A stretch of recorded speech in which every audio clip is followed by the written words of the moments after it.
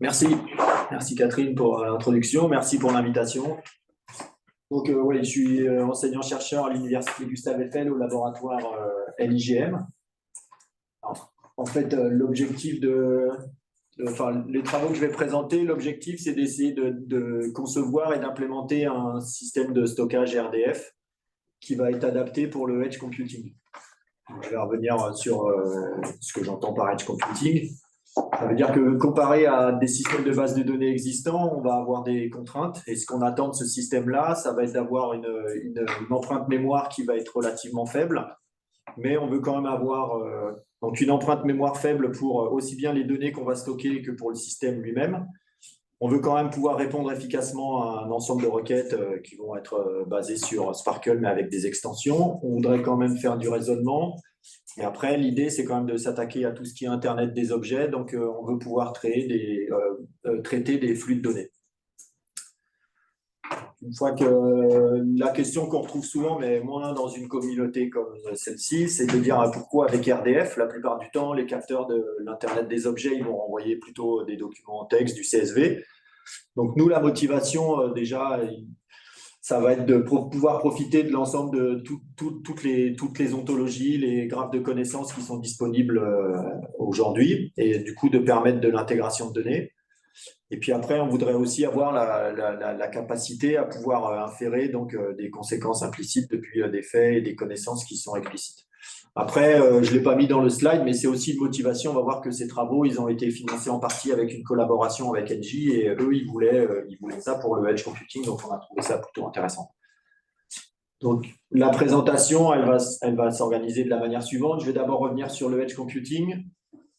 L'idée, à la suite de ça, ça va être de dire est-ce qu'il y a déjà des systèmes de base de données RDF qui sont déjà capables de répondre aux contraintes du edge computing. Et puis après, on va voir ce que nous, on a proposé, donc quelque chose qu'on a adapté, mais qu'on avait nous développé déjà dans l'équipe où je suis, donc un système d'encodage où ça va être, on va voir que c'est assez compact et puis ça permet aussi de faire des inférences à un faible coût.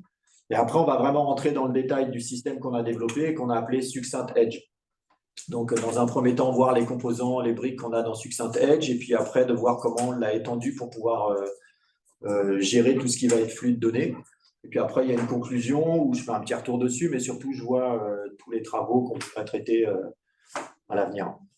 Donc, le edge computing, en gros, l'idée, c'est de se rendre compte qu'il y a beaucoup de traitements qui se font sur le cloud aujourd'hui, mais qu'il y a d'autres couches sous le cloud. Entre, en gros, les capteurs qu'on voit tout en bas avec donc des capteurs, des actuateurs ou des contrôleurs qui vont faire des mesures dans tout ce qui est météo ou alors au niveau industriel dans des usines. On a eu des cas avec, par exemple, détecter tout ce qui va être réseau d'eau potable ou au niveau du gaz ou des choses comme ça. Donc, entre le cloud et ces petits capteurs, en fait, il y a différentes couches. Et, alors après, il y en a qui fusionnent les deux, mais on voit qu'il y a le edge et il y a le fog. Donc, souvent, ce qu'on dit, c'est que dans le edge, en gros, ça va être des machines qui vont être avec des capacités de stockage et de traitement qui vont être relativement faibles.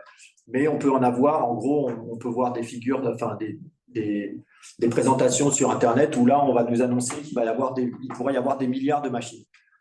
Après, le niveau d'au-dessus, c'est fog. Donc, c'est des machines qui sont un petit peu plus puissantes. Là, on pourrait en avoir des millions. Et puis après, là, c'est le cloud et il y en a déjà peut-être des millions, mais bon, normalement, c'est quand même un ordre de grandeur un peu plus faible. Là, on a des machines qui sont très puissantes. Donc, le fog, le terme de fog, en fait, c'est que le fog, en fait, il cache le brouillard, il cache les nuages. Donc, en fait, le terme, il vient de là. Et le edge, nous, l'idée, c'est de dire que c'est des machines qui sont relativement plus puissantes. Mais on voit quand même l'évolution, on va le voir juste après. Alors pourquoi est-ce que le edge computing, ça devient de plus en plus quelque part populaire et ça anime des recherches? L'objectif, ça va être d'essayer de prévenir l'envoi systématique de données depuis des capteurs sur le cloud ou sur des gros serveurs pour pouvoir les traiter. En gros, si on rentre dans ce cadre-là, on voit qu'on va limiter la surcharge du réseau informatique. On va aussi pouvoir réduire le stress qu'il pourrait y avoir sur les machines, sur ces data centers. On va pouvoir baisser aussi la consommation d'énergie parce que mine de rien, tout ce qui est envoi de paquets sur le réseau, ça va prendre, ça consomme quand même par rapport à tout ce qui vont être les capteurs. Et puis, il pourrait y avoir surtout une identification plus rapide des anomalies parce qu'on va essayer de détecter les anomalies ou des situations de risque ou des situations exceptionnelles au plus proche de la donnée. Donc, ça nous évite d'avoir un aller-retour. Donc, on pourrait imaginer, par exemple, nous, c'est pas ce qu'on fait, mais d'avoir des caméras vidéo et de pouvoir identifier dans un aéroport qu'une personne recherchée est en train de passer une zone de sécurité, plutôt que de l'envoyer sur le réseau, qu'un système de reconnaissance faciale le reconnaisse sur un data center qui pourrait être à des milliers de kilomètres et fasse leur tour. La personne est peut-être déjà dans l'aéroport et on ne l'a pas détecté. Là, l'idée, ça serait de pouvoir réagir beaucoup plus vite. Donc, nous, les cas qui vont nous intéresser, ça va plus être des cas de détection d'anomalies. Et l'idée, c'est d'essayer de les détecter plus rapidement aussi. Et surtout, de pouvoir, à la suite des mesures qu'on va avoir passées, en fait, de considérer qu'il y en a certaines qui sont complètement normales. Et à ce moment-là, on va réduire ce qu'on va envoyer sur le réseau parce qu'on détecte que les données sont normales et on n'a rien à envoyer. Donc, on n'envoie pas systématiquement. Alors, l'autre point où on voit que le edge computing il a un intérêt, c'est la disponibilité de machines à faible coût aujourd'hui. Donc là, on voit une figure avec un Raspberry Pi, avec un Arduino. Aujourd'hui, c'est des machines qu'on peut avoir pour à peu près 50-70 euros et qui pourtant ont plusieurs cœurs, ont déjà entre 4 et, on va dire, jusqu'à les versions 4 de Raspberry Pi, jusqu'à 8 Go de RAM. Et puis après, on peut mettre du stockage qui va être sous forme de SSD. Donc, on peut déjà faire beaucoup de choses dessus. Nous, c'est les terminaux sur lesquels on a travaillé. Pour certains, certains pourraient déjà considérer que c'est déjà des machines qu'on pourrait avoir sur le FOG. Après, la frontière entre les deux, elle est limitée. Ce qu'on voulait, nous, c'était quand même avoir des machines sur lesquelles on peut quand même faire tourner des programmes qu'on a écrits nous-mêmes et avec des microcontrôleurs, on est vraiment très limité. Donc, on a préféré travailler et ça convenait à Engie. Donc, on a travaillé sur des machines du type Raspberry Pi. Donc, les limites, on les voit. La mémoire principale par rapport à un serveur, elle est quand même limitée. La capacité de stockage, elle est liée à la taille du SSD qu'on pourrait mettre dedans. Les CPU, on peut quand même avoir des machines avec 2 ou 4 cœurs. Et puis après, il y a aussi une contrainte sur la ressource énergétique, savoir qu'il y a des machines qui sont alimentées par des panneaux solaires, d'autres qui sont sur batterie. Donc ça, c'est une contrainte que nous, on n'a pas trop considérée pour le moment. On n'a pas eu l'occasion de le considérer. Alors maintenant qu'on a fait le tour au niveau, enfin un peu voir la motivation avec tout ce qui est edge computing, l'idée c'est de dire parmi la pléthore de systèmes de base de données RDF qu'on a, est-ce qu'il y en a qui pourraient déjà faire le job? Donc on a dit la motivation pour nous de prendre RDF, c'est l'intégration de données, la capacité à faire du raisonnement. Et est-ce qu'il y a déjà des systèmes de base de données justement qui essayent de compresser les données au maximum et d'avoir des résultats, enfin, les systèmes actuels de RDF, ils stockent déjà les données, ils les persistent. Il y en a qui sont avec des bases de données en mémoire. Et puis, on voit qu'ils sont aussi capables de répondre à des requêtes avec des capacités d'inférence. Donc, l'idée, c'est de voir est-ce que parmi tous les systèmes qui existent, est-ce qu'il y en a qui sont adaptés au edge computing. Alors là, je présente une figure où, en gros, on voit à peu près… alors, il en manque peut-être, mais il y en a quand même déjà pas mal. Un peu une représentation au niveau temporel des différents systèmes qui sont apparus. Donc, on voit qu'il y a différentes catégories. Des systèmes qui sont non natifs, donc qui se basent sur un système de base de données existant, et puis des systèmes natifs où là, en fait, le design du RDF Store, il a été fait from scratch, donc depuis sans se baser sur un système existant. Donc, par exemple, un système de base de données relationnel, ou alors on voit ici là, des systèmes de base de données qui seraient du type NoSQL. Après, c'est un peu arbitraire, mais en gros, on pourrait être d'accord de dire que ceux qui sont dans le gros bloc en bleu au milieu, c'est ceux qu'on considère prêts à la production, où on sait qu'il y a des applications et qui tournent de manière industrielle, à grande échelle, et qui utilisent ces systèmes. Donc là, on voit certains systèmes. Donc ceux qu'on connaît bien, ça va être Virtuoso, ça va être du GraphDB. Après, historiquement, il y avait des systèmes comme Allegro Graph ou Oracle, Stardog, etc. Il y a un petit bloc en vert en dessous où on voit qu'il y a des systèmes qui sont vraiment intéressés à essayer de représenter des données de manière très compressée. Donc, ceux qui avaient commencé un petit peu, donc il y a eu Bitmap, mais surtout dans les systèmes qu'on voit encore un petit peu, enfin qu'on voit aujourd'hui dans les formats de données, il y en a HDT. Et HDT, en fait, ça avait motivé des travaux que j'avais publiés en 2014 sur un système qui s'appelait Waterfall. Et maintenant, on voit que ça a influencé le système qui s'appelle Succinct Edge, en l'orientant plus sur tout ce qui va être Edge Computing. Alors, en même temps, au Derry à Galway, ils ont aussi développé un système qui s'appelle RDF for LED, et on va en reparler un peu plus tard. Et en fait, RDF for LED, c'est aussi un système qui a été conçu pour tout ce qui était Edge Computing. Donc, si on regarde où est-ce qu'on en est avec tous ces systèmes, en gros, on pourrait voir que ceux qu'on connaît qui peuvent être relativement légers, on a Jena TDB2, ou enfin, les systèmes de Jena en règle générale, RDF4J, donc anciennement Sésame. Et là, on voit qu'ils essayent d'avoir. Donc, ils ont des systèmes qui pourraient être stockés, soit persister sur mémoire secondaire, soit être sur disque. Et puis, c'est des systèmes où, en gros, le système est relativement léger. Et c'est des systèmes qui sont bien maintenus et qui sont open source. Donc ça, c'est des bons points. Après, si on compare avec RDF for LED, lui, il a été conçu pour le edge computing. Il est apparu avant d'autres, donc on peut même considérer que c'est le premier. Mais la licence n'est pas très claire, il n'est pas trop maintenu et puis il n'est pas capable de supporter de raisonnement, même RDFS. Après, il y avait d'autres systèmes à nous où on va voir qu'il y avait des choses en commun avec ce qu'on va présenter dans Succinct Edge. L'idée, c'était vraiment de faire quelque chose de très compressé. Donc, il collait avec tout ce qui est edge computing, mais il est open source, mais on ne le maintient pas. C'est un tort, mais on ne le maintient pas. Et du coup, il y avait du raisonnement, mais il n'y avait pas de capacité pour gérer des flux de données associés à ce système-là. Donc, c'est ouvert et il n'y a pas vraiment de base de données qui satisfont ce que j'ai dit au départ. Donc, être capable de récupérer des données sous forme de flux, faire du traitement Sparkle, on va voir continu, de faire du raisonnement et d'être compact. Donc tout ça, il n'y avait pas de système qui cochait tout ça. Donc maintenant, je rentre un peu dans le cœur dans le design de Succinct Edge. On s'est basé sur des travaux qu'on avait déjà menés avant, un système qui s'appelle LightMat, en gros, ça correspondait à Light Materialization. Donc, l'idée, c'est que si on regarde les systèmes de base de données RDF, ils encodent tous leurs données. Ça veut dire qu'il n'y en a aucun qui va stocker vraiment les IRI sous forme de texte dans les systèmes de base de données. Ils associent tous un entier à chaque entrée. En fait, ils représentent tous les triplets sous forme de ces entiers-là.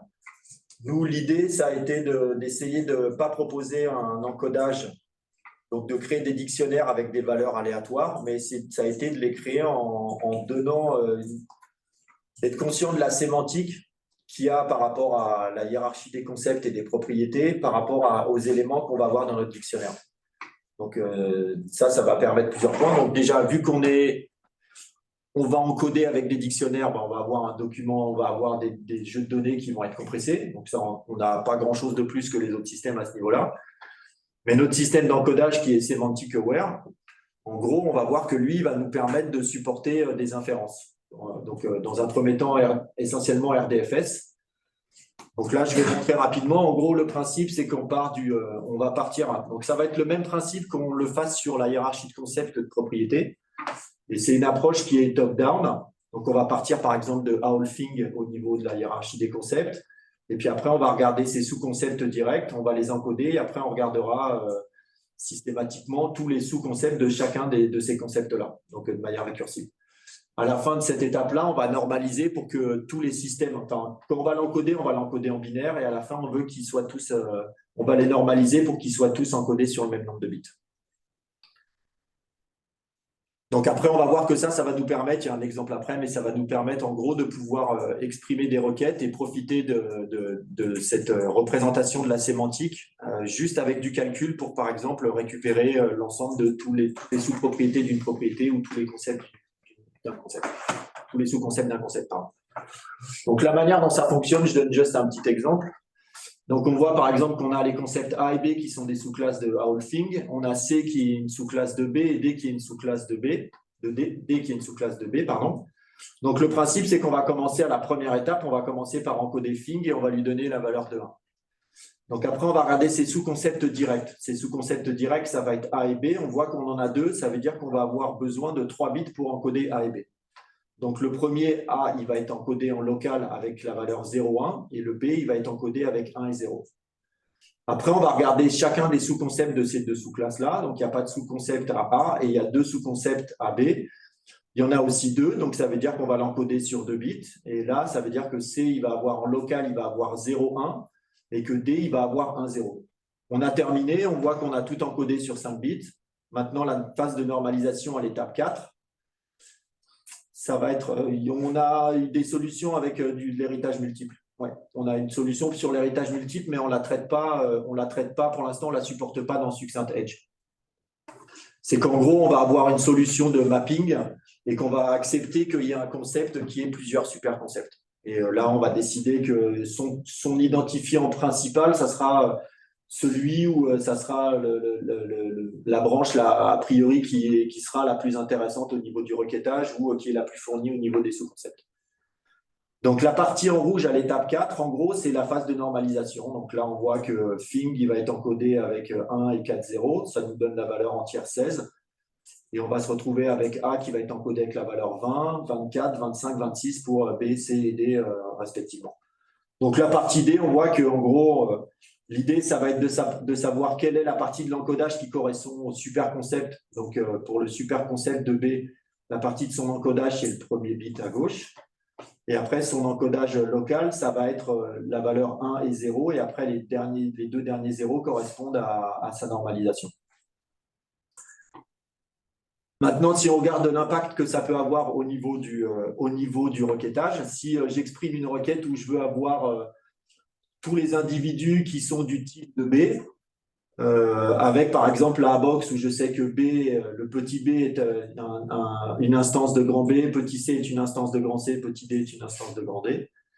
En gros, j'ai plusieurs approches de manière classique. C'est soit je vais matérialiser et du coup, je vais créer pour la classe B deux nouvelles instances qui vont être C et D, vu que chaque C et chaque D est une instance de B. L'autre option, ça serait de faire de la réécriture de requête et je vais me retrouver avec des unions qui vont me renvoyer des résultats ou pas. Donc les deux ont des inconvénients et des avantages. L'avantage de la matérialisation, c'est d'être rapide. C'est être rapide au moment du requêtage, mais ça prend plus de place et surtout, ça a un problème dès qu'on va faire des modifications sur les données. C'est pas évident de savoir si quel fait il faut supprimer quand on a des connaissances qui ont été supprimées. L'inconvénient de la réécriture de requête, ça va être d'avoir beaucoup de triple pattern ou de BGP qui vont être exécutés dans les unions et certains vont rien renvoyer. L'avantage, c'est qu'on ne fait pas grossir la base de données et qu'on est capable de gérer les updates facilement. Par contre, la performance des requêtes, elle n'est pas du tout optimum. Dans notre système, avec Lightmat, en gros, on va se baser sur les valeurs numériques qu'on a associées. On va remplacer le concept B dans notre requête initiale par une nouvelle variable que là, j'ai appelée Y. Et après, on a juste un filter et par le calcul de trouver la borne inférieure et supérieure, la borne supérieure et inférieure du concept B et on va essayer de rechercher tous les objets qui sont des sous-classes de concepts qui sont numérotés entre 24 inclus et 26 inclus. Donc, plus la requête est complexe et plus nous, on va avoir de filters, mais plus on va être capable de faire de raisonner, de proposer des résultats exhaustifs aux requêtes de manière efficace. Donc, maintenant qu'on a compris ce système d'encodage, je montre l'architecture de Succinct Edge. Donc, en gros, on voit qu'on a un système d'encodage des dictionnaires pour les propriétés, les concepts et les instances. Donc, pour les concepts et les propriétés, on applique le type d'encodage que j'ai montré juste avant par Lightmat. Et pour les instances, on fait quelque chose, pour l'instant, on fait quelque chose de naïf. Ça veut dire le premier individu qu'on retrouve, il va avoir la valeur 0 ou 1, et le deuxième, on va les incrémenter par un pas de 1. Donc ça va communiquer avec notre moteur de requête. Et après, là où c'est intéressant, c'est de voir comment on va stocker les données. Donc on a décidé de faire deux stockages différents. Un pour les RDF type, où en gros, on se base sur deux tables de hachage. Une du sujet vers les concepts et une du concept vers les sujets, où là, on va stocker donc que les propriétés du type RDF type. Et après, on a un autre système de stockage qui, là, va se baser sur on va avoir des structures de données succinctes où on va découper ça on va avoir 3 couches. Une couche pour la couche de propriété, une couche pour la couche des sujets et une couche pour la couche des objets. Et en fait, on va voir qu'on en a 2 différentes. On en a une qui va être, donc celle avec le bloc vert à gauche, ça va être pour les data type properties, et celle qui va être à droite, qui est représentée sous la forme d'un arbre, c'est celle qui va être pour les object properties. Donc ça, on voit que les propriétés qu'on a avec Succinct Edge et celles qu'on attendait, ça va être le système, il va être en mémoire, il va être compressé parce que en gros, les arbres et les bitmaps qu'on voit sur la figure du bas, sur le bloc du bas, en fait, on va utiliser des structures de données succinctes qui ont des propriétés qu'on va voir après et qui ont l'avantage de pouvoir être requêtées sans être décompressées. Donc, on va compresser et on peut requêter à partir de la forme compressée des données. Donc, on va être en mémoire, on va pouvoir avoir une forme compacte et en plus, on n'a pas à décompresser dès qu'on veut requêter. On le voit déjà dans l'architecture que j'ai proposée au slide précédent, qu'on a décidé d'avoir qu'un seul index et que notre index, ça va être PSO.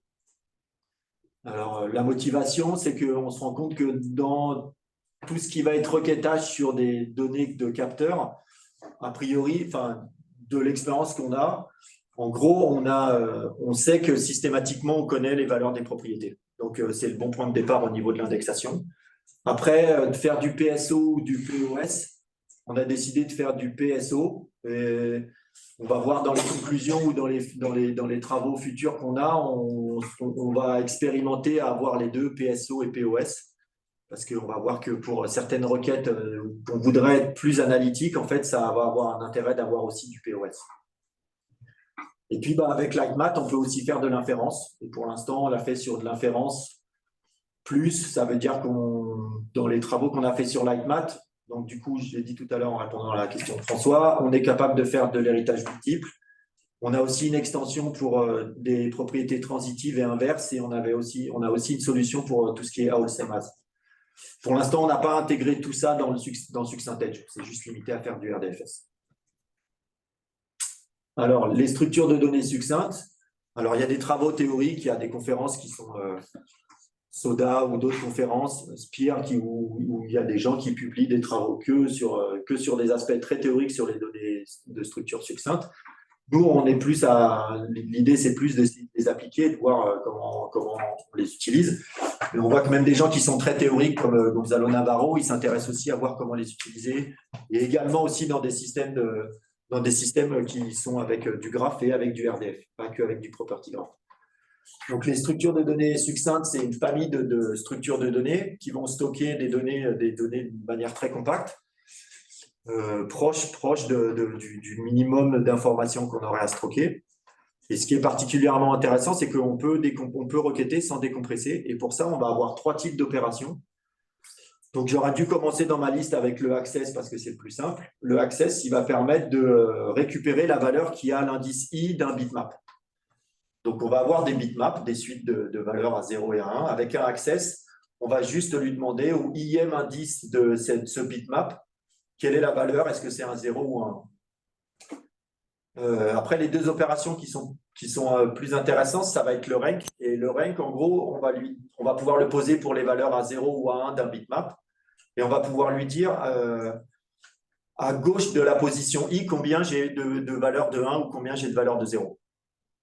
Et puis le select, ça va être un peu le pendant du rank. Ça va être de dire où se trouve la ième position du 1 dans mon bitmap. Donc ça, il y a des structures de données qui font, il y a des représentations des SDS. Donc là, pour l'instant, j'ai parlé que des bitmaps, qui permettent d'avoir ces opérations en O de 1. Donc il y a beaucoup de précalcul.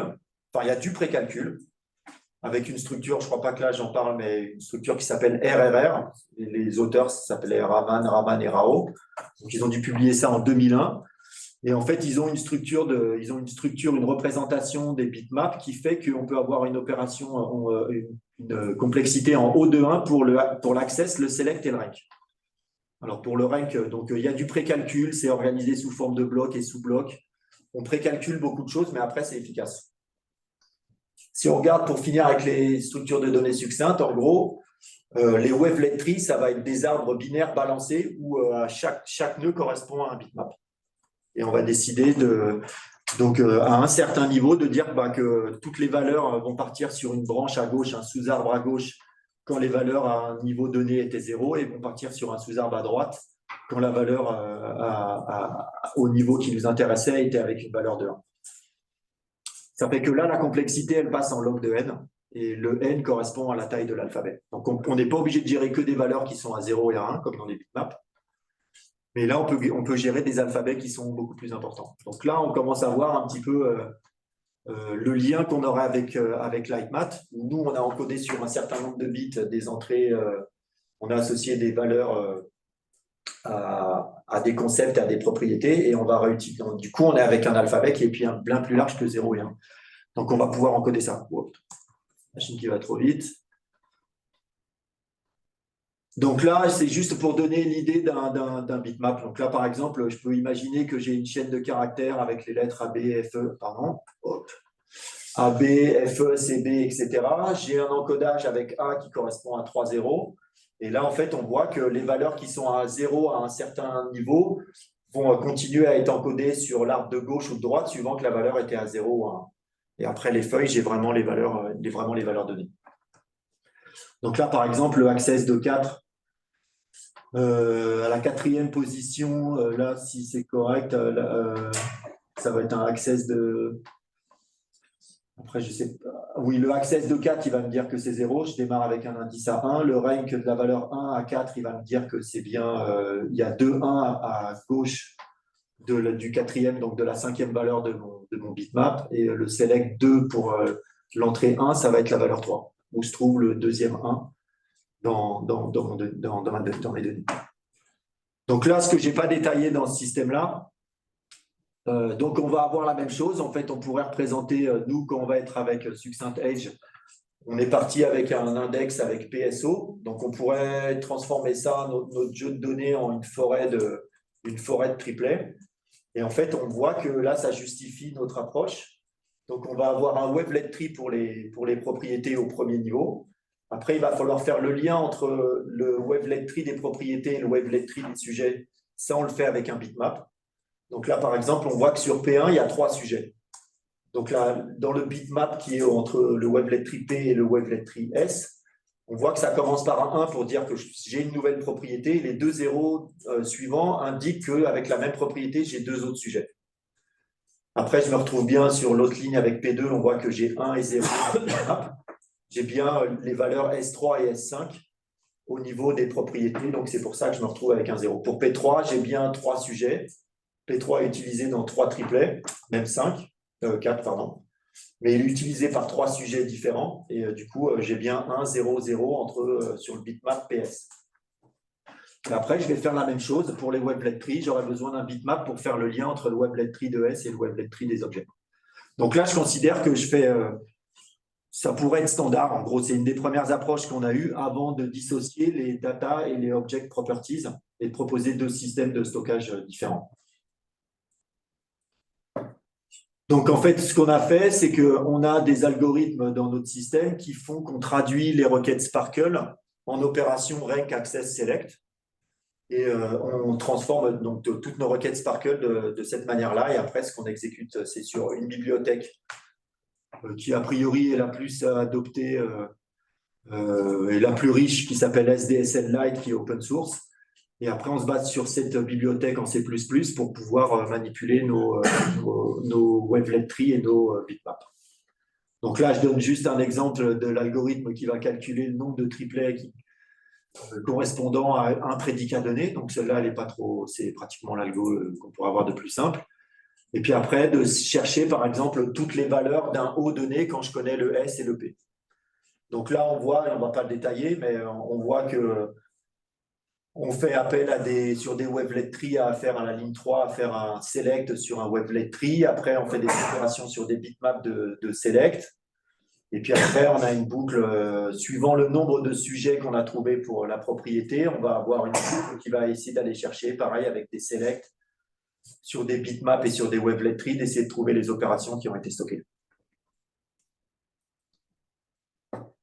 Alors après, au-dessus de ça, on a aussi fait un travail d'optimisation de requêtes. Donc là, on a pris des choses qui sont relativement standards.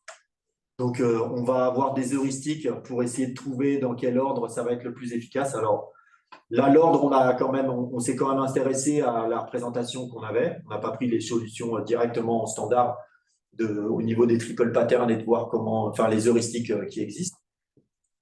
Donc, étant donné qu'on a des HMAP pour les RDF type, on considère que d'effectuer les premiers triple patterns qu'on va essayer de calculer vont être ceux où on va connaître le sujet et on cherche les objets. Après, en gros, il sera à peu près au même niveau. Celui où on connaît l'objet, on cherche le sujet.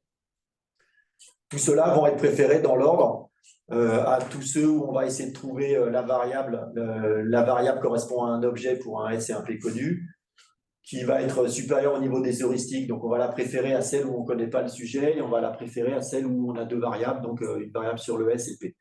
On considère qu'on connaît toujours les propriétés sur tous les triple patterns qu'on manipule dans les BGP de nos requêtes.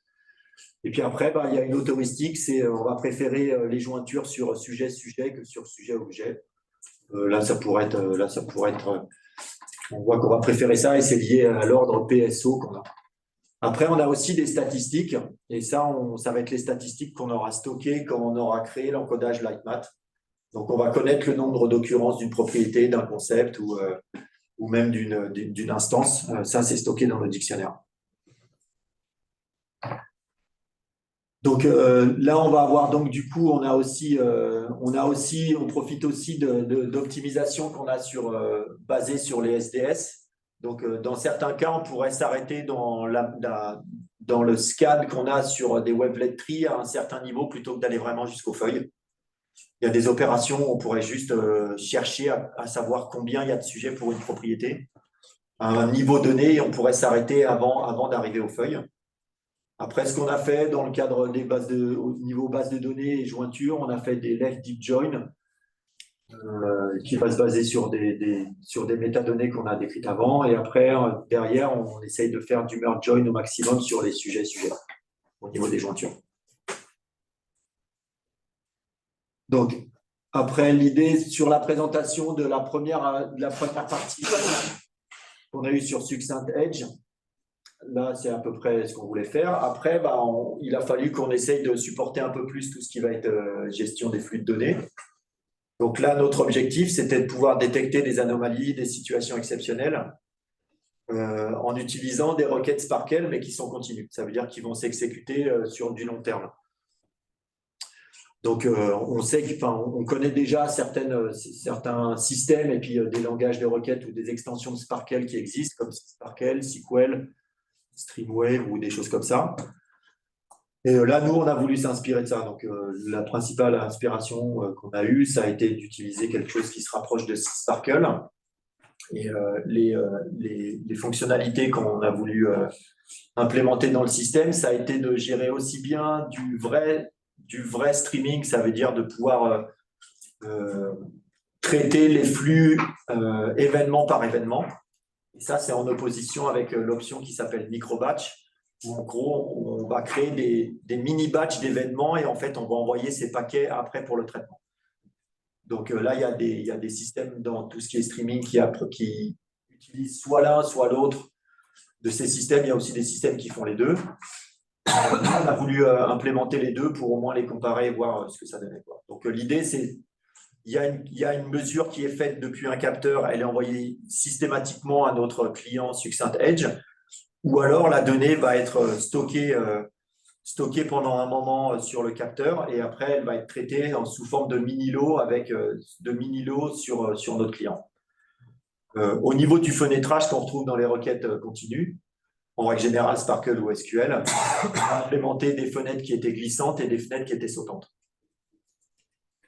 Donc, les fenêtres sautantes, ça va être des fenêtres où on va essayer d'exécuter une requête sur des données de 3 minutes et on va le faire par zone de 3 minutes. Et des fenêtres qui seraient glissantes, on va s'intéresser à des fenêtres de 3 minutes, mais qui vont glisser toutes les 30 secondes. Donc, le flux un petit peu de données qu'on a dans notre système, ça justifie un peu de l'approche qu'on a derrière. au niveau des numéros, en gros, l'idée, c'est qu'à gauche, on a un petit bonhomme, c'est la personne qui va s'occuper de tout ce qui est IoT. C'est un petit peu un opérationnel sur l'architecture. Il va, par exemple, installer un nouveau Edge device. Donc, il va installer un nouveau capteur. Dans l'étape 2, on voit qu'après, il va demander à un administrateur de la plateforme Succinct Edge, il va lui décrire le schéma du capteur, lui dire, voilà, ce capteur-là, il prend des mesures de turbidité, de pH, de pression et de débit sur un capteur d'eau, par exemple, d'eau potable. Il va lui donner ces informations-là. À partir de là, l'administrateur, l'idée, c'est de le donner à un expert du domaine qui va connaître les ontologies dans ce domaine et qui va associer des métadonnées. Donc, il va annoter le schéma qui pourrait être du CSV depuis le capteur et il va le sémantiser en gros. À partir de là, on va encoder les ontologies que va avoir identifié l'expert du domaine, ou alors peut-être que c'est déjà c'est pas le premier capteur avec ces données-là, donc c'est déjà encodé. Et puis à partir de là, en fait, on va transformer. Donc le domaine expert, il va aussi donner les requêtes qu'il faudra exécuter sur ce capteur pour détecter des anomalies, des situations exceptionnelles. Dans l'étape 5, on voit qu'on va transformer nos requêtes, qui sont du Sparkle ou du C-Sparkle, enfin du Sparkle continu ou notre Sparkle continu. Hein. Et là, il va les transformer en opération de SDS. Donc, il va les transformer en rec, access et select. À partir de là, en fait, notre serveur Succinct Edge, lui, il va garder les données, les métadonnées liées, par exemple, à tout ce qui va être l'encodage Lightmath. Et il va envoyer la requête au client. Donc, il va envoyer les requêtes que aux clients qui sont intéressés ou qui sont intéressés par ces capteurs. Et à partir de là, en fait, on va avoir dans l'étape 7, on va avoir les requêtes qui vont s'exécuter avec une certaine fréquence de manière continue. Donc là, chaque client va recevoir des données depuis les capteurs. Et puis après, quand il va détecter une anomalie, il va la faire remonter au serveur, mais il n'aura pas besoin de faire remonter toutes les valeurs qui seront normales. Elles ont juste été calculées sur un Raspberry Pi qui sera très près de la périphérie du réseau. Et il n'aura pas eu besoin de remonter toutes les données qui sont complètement normales. Donc là, au niveau de nous, tout ce qui a été un petit peu système dont on a besoin à ce niveau-là, en dehors des requêtes continues, là, on voit des petits dessins avec du mot. Là, ça va être pour gérer tout ce qui va être flux de données, récupération des données. Donc là, il y a eu un effort un petit peu d'implémentation. Et en gros, ça fait un peu le boulot d'un publish subscribe, donc un système qui va recevoir les données depuis les capteurs, qui va les stocker de manière intermédiaire et les envoyer après. C'est à ce niveau-là qu'on va pouvoir implémenter notre système pour dire qu'il est événement par événement ou alors qu'il est en micro-batch. Donc là, on voit un exemple de notre langage de requête à droite, et puis on voit un cas qu'on avait chez Engie au niveau du graphe qu'on avait, quoi. Donc là, on voit qu'on a des stations avec des plateformes, on a des observations, et puis après, on a des données qui sont mesurées à certaines dates données. Et à droite, on voit une requête où on voit qu'on va demander la valeur max d'une valeur sur un range de 5 secondes avec une fenêtre qui va être sautante, donc tumbling. Et on voit une requête avec un BGP où il y a plusieurs triple patterns et plusieurs filters qui vont détecter, par exemple, on veut détecter qu'il y a une anomalie quand la pression va être inférieure à 3 bars, si c'est bien des bars. Ouais. On voit aussi un bind pour transformer les données qui seraient en hectopascal ou des choses comme ça. Donc, si la valeur, elle n'est pas dans l'intervalle de 3 et de 4,5, à ce moment-là, on est dans une situation où on peut avoir une anomalie. Et dans le cas où on aura une réponse à notre requête, c'est là où on fera remonter sur le serveur. Donc, au niveau de Succinct Edge, il y a eu une adaptation au niveau de notre stockage. Donc, on a beaucoup de données qui sont horodatées. Et en fait, pour l'instant, celles qu'on a considérées comme étant celles qu'on traite et qui sont horodatées, c'est que les valeurs qui sont des littéraux. Et c'est pour ça qu'on a adapté la couche au niveau de l'objet pour tout ce qui va être de notre stockage en PSO. Donc, le PSO pour les Object Properties, on garde celui qu'on a vu avant. Et pour celui qui va être avec des Data Type Properties, en fait, on change juste la couche de haut où on voit qu'on va se représenter avec une forme de table de hachage avec des tableaux et avec des valeurs qui vont être timestampées, les valeurs de T0 à T5 et les valeurs qui vont être mesurées à cet instant-là. Au niveau du streaming, on a aussi proposé, donc au niveau du requêtage continu, on a voulu proposer une optimisation qui va faire la différence entre la partie statique et dynamique de la requête. Là, dans la figure en dessous, on voit que lors de la première exécution d'une requête continue Sparkle, en fait, on va garder en cache les valeurs de la partie statique pour un client donné. Et après, on n'aura plus qu'à se concentrer sur les calculs de la partie statique et la partie dynamique. Et la partie dynamique, c'est celle qui va être liée au fait qu'on ait ces données horodatées qui arrivent avec les mesures. Ça va nous donner en gros une différence au niveau de la toute première exécution où on calculera la partie statique et la partie dynamique. Et après, pour toutes les requêtes qui vont tourner avec ce même modèle, avec ce même capteur dans ce même contexte, on n'aura plus qu'à se concentrer sur les parties qui sont dynamiques. Donc, ça nous donne des performances qui sont vraiment intéressantes dès qu'on est au-delà de la toute première exécution de la requête. Alors là, je présente un jeu d'évaluation. Donc, on a fait tourner ça sur des Raspberry Pi 3B+, donc ils doivent avoir 4 Go de RAM. On devait avoir des SSD avec 8 Go de RAM. Ça va être des machines où il y a déjà 4 cœurs, il me semble. Donc, on a considéré des bases de données, on a considéré des jeux de données qui étaient plus gros que ce qu'on a rencontré chez Engie. Ça veut dire qu'on n'a pas, on a été poussé jusqu'à avoir des centaines de milliers de données. Là, les données, en gros, d'Engie, on ne peut pas les montrer. Donc, on a fait des expérimentations aussi avec différents jeux de données qui viennent de l'UBM et avec des centaines de milliers de tuples. Je ne sais pas pourquoi j'ai mis TP, mais c'est des triplets. Donc, on a comparé avec RDF for LED quand on pouvait comparer avec RDF for LED, qu'on a vu et qui était le système le plus proche d'un stockage RDF orienté pour le streaming, orienté pour le edge, pardon. Et puis, on a aussi comparé avec des solutions de Jenna et d'Eclipse qui étaient assez légères. Donc là, on voit que au niveau de la construction de notre système, même si on pourrait imaginer qu'on a un coût important à payer avec nos 3 couches, avec des wavelet trees, en gros, on voit que tant qu'on arrive à des jeux de données qui font moins de 5000 triplets, on voit que pratiquement le temps reste le même. C'est relativement amorti jusqu'à 5000. Et puis après, on voit que dans l'ensemble, en fait, pratiquement notre système prend moins de temps à construire la partie base de données que des systèmes qui soient Jenna TDB, Jenna en mémoire, RDF4J ou RDF4LED. Au niveau de la taille de données, au niveau de la taille de la base de données, donc ça, c'était la création de la base de données. Au niveau de la taille des bases de données, on voit qu'on est très compact. On n'a qu'un index, les autres peuvent en avoir 3 ou plus. Et puis en plus, on a quelque chose qui, à l'origine, est fait pour être très compressé.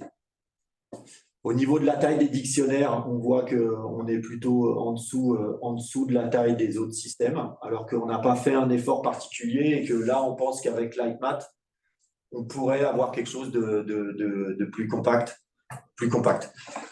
Après, si on prenait des là, on les a fait sur du Lubem. Donc, Lubem, on sait qu'il y a 43 concepts, on sait qu'il y a 34 propriétés. Donc, si on prenait des ontologies qui étaient plus profondes, surtout au niveau de la hiérarchie des concepts, on pourrait imaginer que du coup, ça prendrait la taille des dictionnaires serait aussi plus long parce que du coup, nos encodages de valeurs seraient aussi encodés sur plus de bits. Alors qu'on n'aurait peut-être pas autant d'entrées que ça, quoi. En termes de performance des requêtes, en gros, dans l'ensemble, on est plutôt soit au même niveau que les autres. Donc là, on a testé sur des requêtes qui étaient plus ou moins sélectives. Donc celle la plus à gauche, on voit que c'est une requête qui était sur 11 triple patterns et qui nous rendait que 33 tuples en résultat. Donc là, on voit que même s'il y a relativement pas mal de triple patterns, nos performances, elles sont plutôt meilleures que les autres. Et puis, dans des requêtes qui seraient moins sélectives, quand on va approcher là les deux à 1874 tuples dans le résultat, là, on voit un cas où, avec 5 tuples, où là, on est un petit peu moins bien que RDF4LED et un peu moins bien que RDF4J. Et que sur les autres, on est plutôt soit dans le même ordre de grandeur, quoi, à peu près. Quand on le fait avec du raisonnement, on est plutôt bien parce qu'on s'est basé que sur du raisonnement, sur du RDFS. Donc là, on voit qu'avec Lightmath, on est bien et que là, on n'a pas pu faire le test avec RDF4LED parce qu'il ne supporte pas le raisonnement. Hop. Et après, au niveau des évals, ouais, ça c'est les évals. Et après, au niveau des évals sur tout ce qui est streaming, l'idée, ça a été de voir que pour des requêtes qui sont entre 5 et 15 triple patterns, en gros, on voit on a des exécutions de requêtes qui sont entre une dizaine de millisecondes. C'est des millisecondes. On est plutôt autour de la milliseconde, hein. Le 10S, c'est moi qui me suis trompé. C'est plutôt autour de la dizaine de millisecondes, au moins pour la première exécution, et après, on est en dessous de la milliseconde. Ça pourrait dépendre du nombre de données, du nombre de données statiques qu'on va analyser dans la requête. Plus on en aura et plus ça sera long, mais ça sera très rapide parce qu'on n'accepte qu'à des données qui sont en mémoire vive.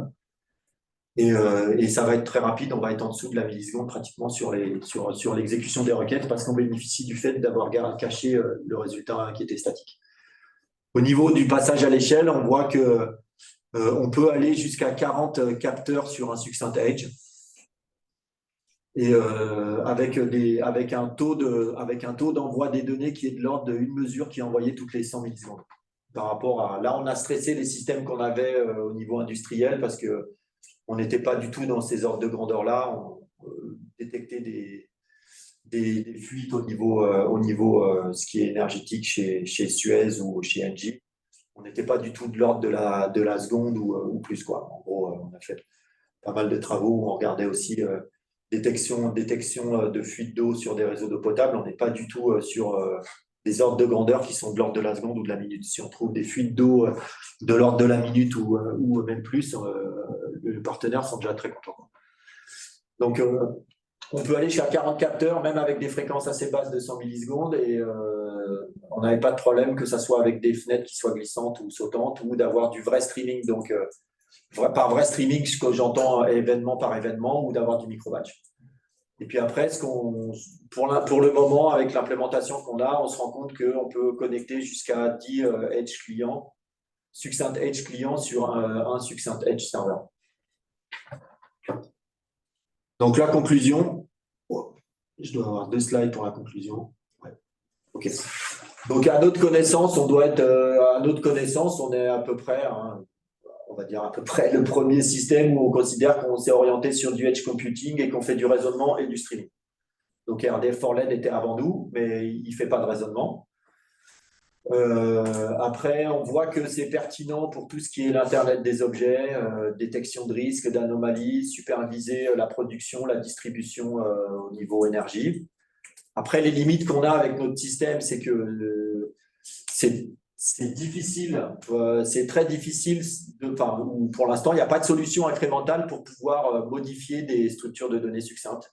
Si je veux rajouter quelque chose dans un wavelet tree, il faut que je reconstruise tout. Donc là, on est en train de travailler avec un doctorant sur cet aspect-là et au moins le proposer. On a une solution où on a retravaillé sur des RRR. Donc sur la représentation RRR des bitmaps et des wavelet trees, on a une solution pour faire de l'ajout de données. Pour l'instant, on n'a pas encore. On réfléchit sur la suppression de données. Ça veut dire, il y a des données dans des wavelet trees, on n'en a plus besoin. Pour l'instant, on est en train de voir avec un système pour pouvoir rajouter des données.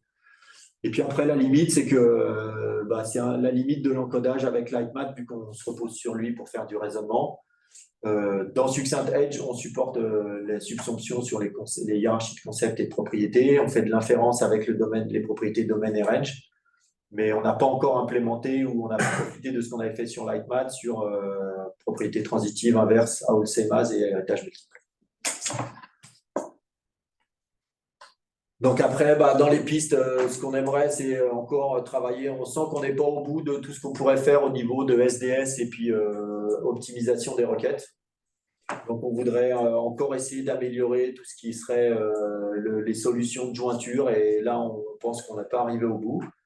Donc augmenter tout ce qui est support d'expressivité avec au niveau d'ontologie. Donc c'est ce que j'ai dit avant.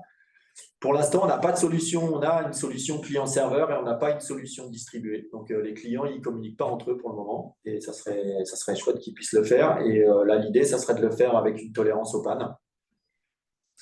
Donc, un autre point où on voudrait travailler, où on voit que on a besoin, mais on n'a pas trouvé le temps encore, ça va être les données qu'on a dans le stockage au niveau de tout ce qui est les data type properties.